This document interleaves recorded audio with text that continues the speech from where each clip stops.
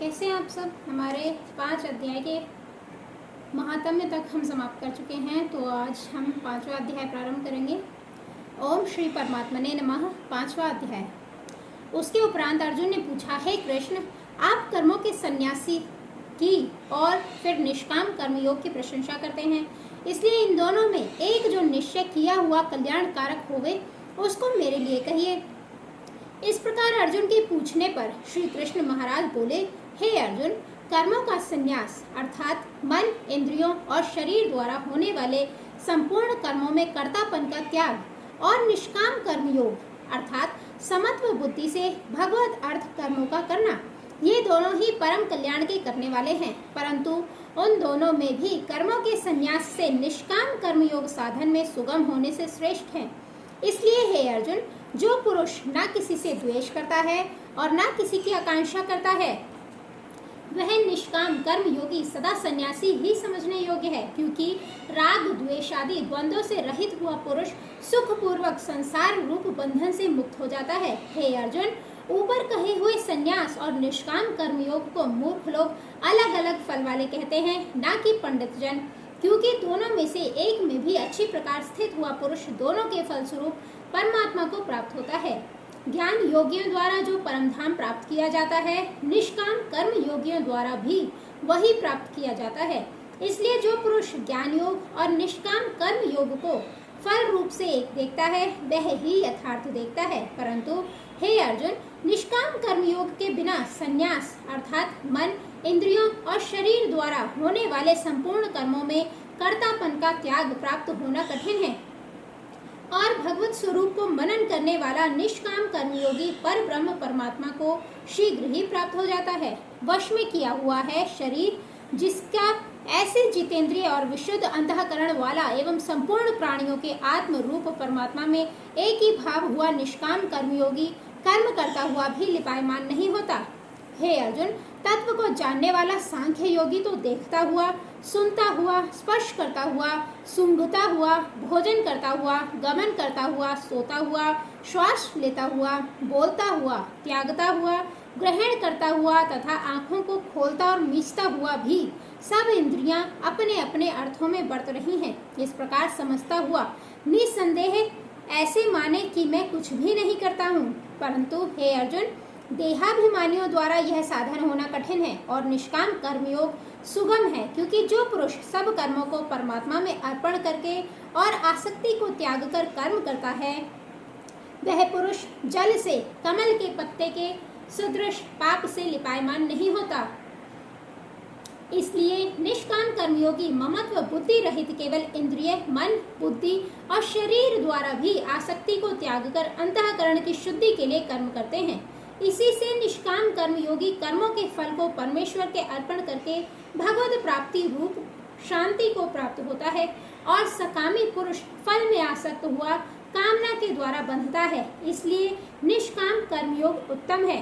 हे अर्जुन, वश में है अंतःकरण, जिसके ऐसा सांख्य योग का आचरण करने वाला पुरुष तो निसंदेह न करता हुआ और न करवाता हुआ 9 द्वारों वाले शरीर रूप घर में सब कर्मों को मन से त्याग कर अर्थात इंद्रियों के अर्थों में बरतती हैं, ऐसा मानता हुआ आनंद पूर्वक सच्चिदानंद घन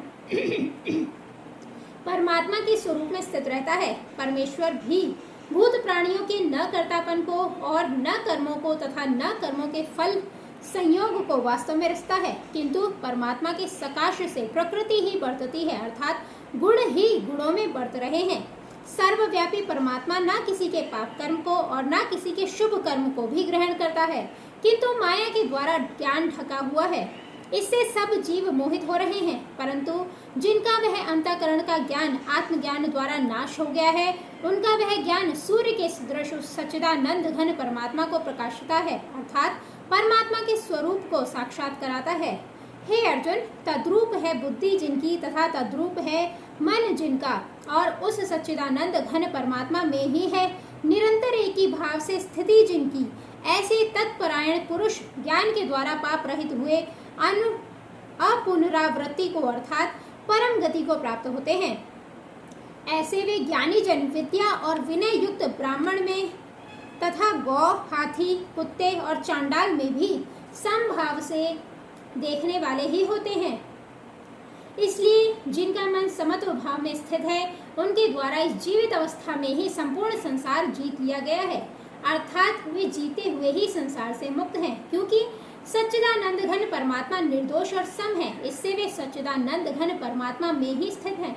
जो पुरुष प्रिय को अर्थात जिसको लोग प्रिय समझते हैं उसको प्राप्त होकर हर्षित नहीं हो, और अप्रिय को अर्थात जिसको लोग अप्रिय समझते हैं उसको प्राप्त होकर उद्वेगवान न हो, ऐसा स्थिर बुद्धि संशय रहित ब्रह्मवेता पुरुष सच्चिदानंद घन पर ब्रह्म परमात्मा में एक ही भाव से नित्य से स्थित है। बाहर के विषयों में अर्थात सांसारिक भोगों में आसक्ति रहित अंतःकरण वाला पुरुष अंतःकरण में जो भगवत ध्यान जनित आनंद है उसको प्राप्त होता है, और वह पुरुष सच्चिदानंद घन परब्रह्म परमात्मा रूप योग में एक ही भाव से स्थित हुआ अक्षय आनंद को अनुभव करता है। जो यह इंद्रिय तथा विषयों के संयोग से उत्पन्न होने वाले सब भोग हैं, वे यद्यपि विषयी पुरुषों को सुख रूप भासते हैं, तो भी निसंदेह दुख के ही हेतु हैं और आदि अंत वाले अर्थात अनित्य हैं।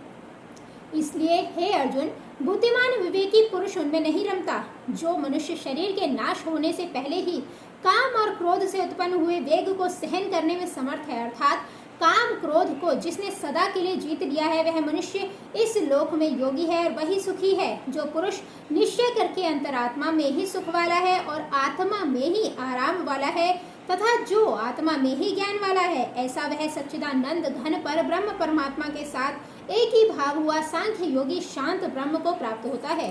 नाश हो गए हैं सब पाप जिनके, तथा ज्ञान करके निवृत्त हो गया है संशय जिनका, और संपूर्ण भूत प्राणियों के हित में है रति जिनकी, एकाग्र हुआ है भगवान के ध्यान में चित्त जिनका, ऐसे ब्रह्मवेता पुरुष शांत पर ब्रह्म को प्राप्त होते हैं। काम क्रोध से रहित जीते हुए चित्त वाले पर ब्रह्म परमात्मा का साक्षात्कार किए हुए ज्ञानी पुरुषों के लिए सब ओर से शांत पर ब्रह्म परमात्मा ही प्राप्त है।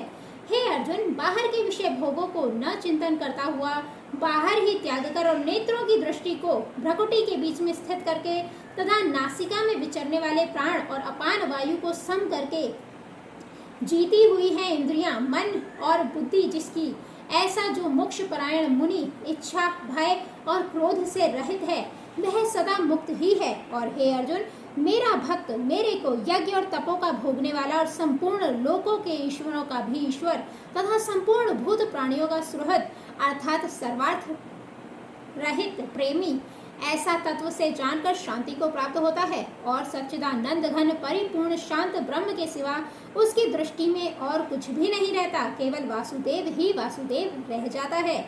इति श्रीमद् भगवद गीता रूपी उपनिषद एवं ब्रह्म विद्या तथा योग शास्त्र विषयक श्री कृष्ण और अर्जुन के संवाद में कर्म संन्यास योग नामक 5वां अध्याय समाप्त हुआ। तो बोलिए जय श्री राम, जय श्री कृष्ण, हर हर महादेव।